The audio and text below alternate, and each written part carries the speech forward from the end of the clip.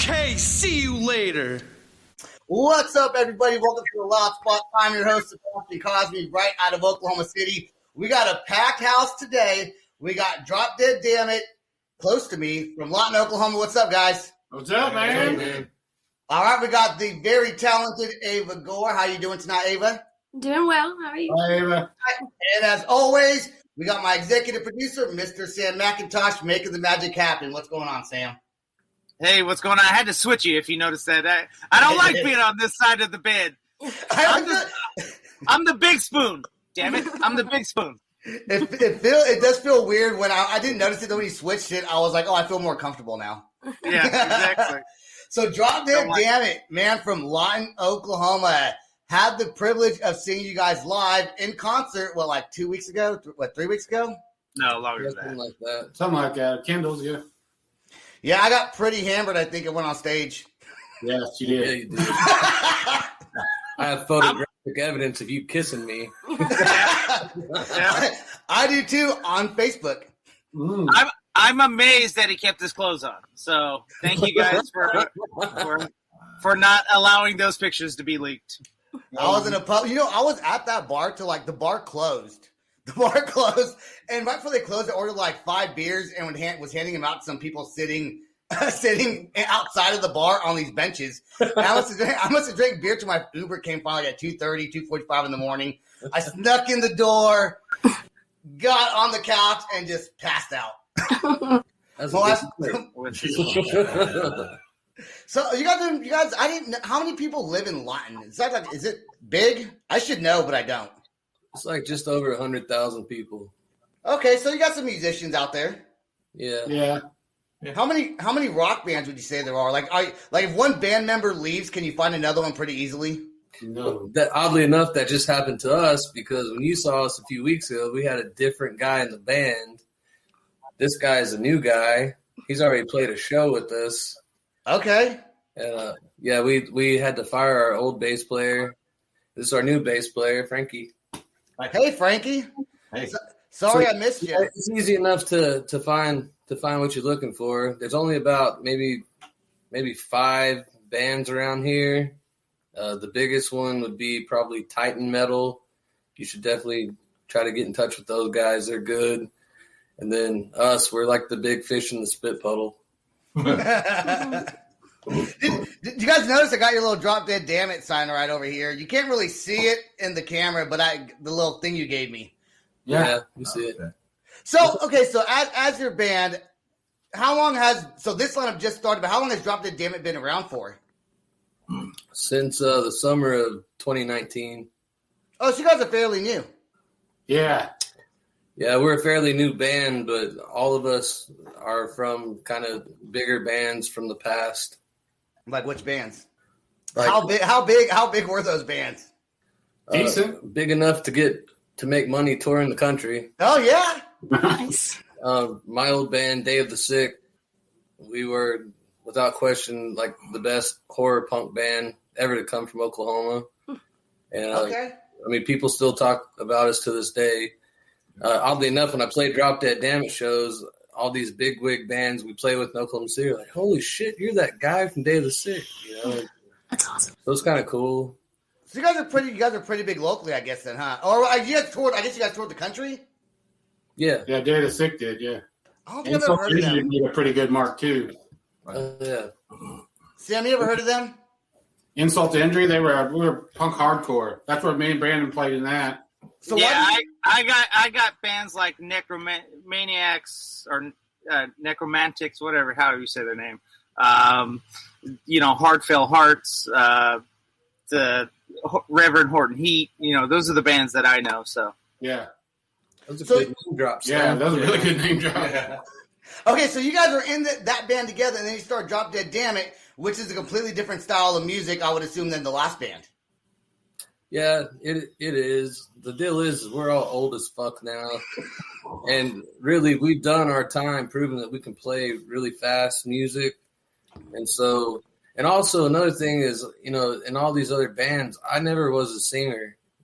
I always had someone else come and be the singer, and I would just do backing vocals or sing some Misfits tunes or something like that. So, before my voice has totally gone to shit from smoking cigarettes and drinking, I figured I would do one last shot and just be the lead singer. Dude, that takes so far. that takes balls, man. I can't sing. Ask Ava. Ava, can I sing? He's terrible. He's Although I don't know if you could sing right now. Ava, I don't know if you can sing right now with your voice being all scratched up. Maybe you probably could. Still better than me, I'm sure. We did try to record yesterday, which did not go well. So I'm gonna. So you guys know Ava's in a band out in Austin, Texas called the Weird Wolves. Pretty cool, kind of a different style. So you guys maybe should check them out. And this band, Drop Dead Dammit, from Oklahoma. So, all right, these two songs you have out, Plague Rat and Velvet Darkness. These are your two newer songs? Yeah. Yes, they are. Okay, and when did you guys come out with these songs? We recorded them last September. Plague Rat is the first song on our EP, and Velvet Darkness is the closing song on our EP. But they're the last to be recorded. And I don't know, they kind of both showcase what we're good at. They're both very different songs, but I mean, I love them both. I wrote them both. And why don't you have any music? You guys need to come out. You guys don't need to, but do you guys plan on coming out with music videos? Yeah. Yeah, eventually. Some of this technology stuff is kind of new to us. You do live in Lawton, I understand this. But yeah. I got bands from Kentucky making music videos with their cell phones, man. I mean, Yeah, this is like the biggest excuse a lot of older band members make. They're like, yeah, it's just technology. It's just it's not for me. Okay, goddamn buttons. Yeah. Guess what? Then guess what you do? You hire someone that does. Right. And there's tons of people you can throw a rock and hit one. So I think I make that excuse sometimes myself. Sam? I'm like, I don't know. Then Sam's older than me, and he figures it out. that's because I read. I fucking read. Okay, everything that comes across, I'm like, ooh, that looks interesting. I'm going to read it. This is Sebastian. Nah, that looks like too much work right there.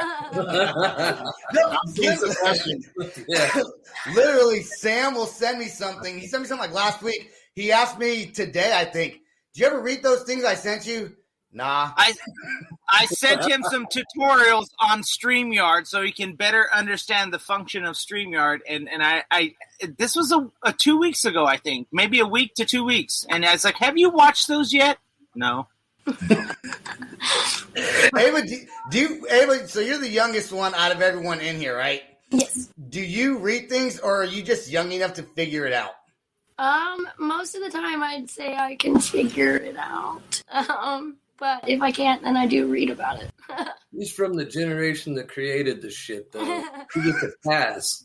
we didn't have this shit in the 80s, man. Are you kidding me? We had to hand out flyers. Yeah, go fucking use a Xerox machine.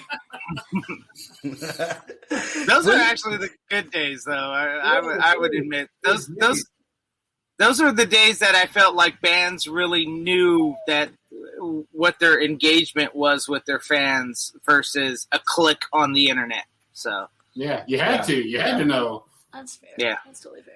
You had to have that PR thing going with the club promoters and the people that own the clubs, and you had to go talk to people. Well, I think one of the biggest things I've been discussing is that the interaction between fan and band is kind of hazy right now until a live show happens. AKA, in other words, the only way you can really engage a fan is by getting on a live stream or doing some kind of social media live, engaging, talking with fans and getting them one by one by one by one. I think, Ava, you guys are doing real great with that with Weird Wolves. I think like every month, at least one time, you guys have a live stream. It's pretty much the same set. You guys might change it up a little bit as far as your appearance wise, but you guys are engaging one by one by one by one. You're not opening for, say, I don't know, your dad or something like that. Your dad and getting all these fans all at once. So. We did that last year, when this whole pandemic shit happened. it really shut us down. And then a buddy of mine that he writes for the newspaper in Lawton, and he's really cool because he gives exposure to all the local bands or whatever, big write-ups and stuff. But he was like, you got to do this live stream shit. And so we did, I don't know, like 4, maybe 5 of them. And a couple of times we used that to raise money for like our buddies that have a tattoo studio and the Railhead Saloon, which is our like home base bar. We tried to raise money by doing our live stream. You know, I mean, it's nothing fancy or anything like that, but you know, we were doing our part, and it kept us like relevant. You know, getting 1,000, 2,000 hits on that or views, whatever, was a way to get us through until like June or July when we started finding some outdoor shows to play around Oklahoma City and Tulsa.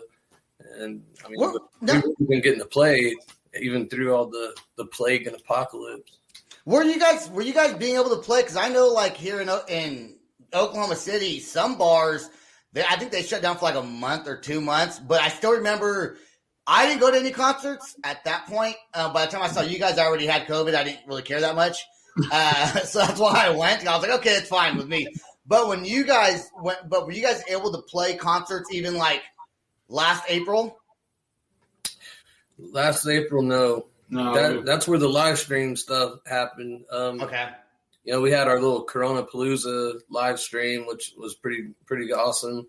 But it wasn't until about June till we started hearing about other bands going, you know what, fuck this. Let's play out in this park, or let's do this, let's do that. And we were like, fuck, we'll make the drive.